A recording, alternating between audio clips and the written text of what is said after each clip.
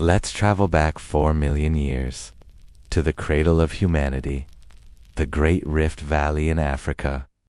The world was warm, golden, and dangerous. Here, in the tall grasses, a special story began. Our ancestors were still small. They spent their nights in the safety of trees, but something was changing. Meet the Australopithecus, the most famous one we named Lucy.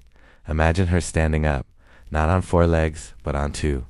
It was a clumsy, wobbling walk, but it changed everything.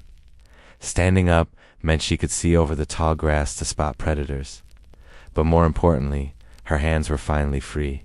Free to hold a stone, free to carry food, free to hold a child while walking. They were not human yet, not fully. Their brains were small, but looking into their eyes, you would see a spark, a curiosity. They were the brave pioneers who decided to leave the forest and step into the unknown savanna. Millions of years passed. The body changed. We grew taller, stronger, faster. Enter Homo erectus, the upright man. These were the first true athletes of history, and they were the first explorers. They didn't just stay in one place. They had restless feet.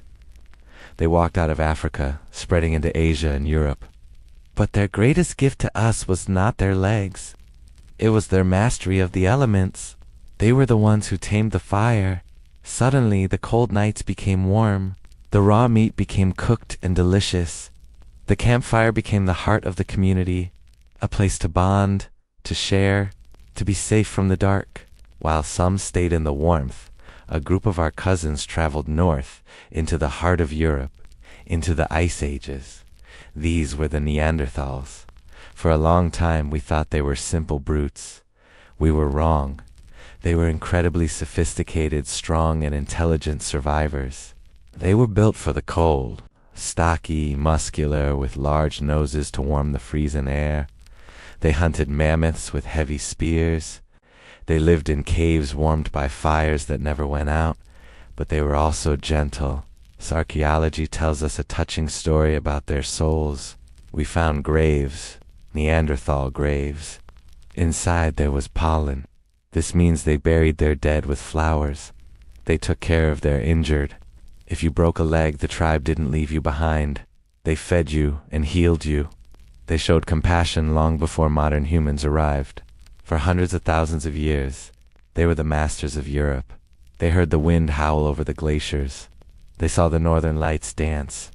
Eventually they disappeared, or rather, they merged with us. But tonight, we honor them. Not as monsters, but as our strong, resilient older cousins. From the small steps of Lucy in the golden grass to the Neanderthals gathered around a fire in a snowy cave. It has been a long, heroic climb, and the fire they lit is still burning in us. And now rest, subscribe and like the video. Good night.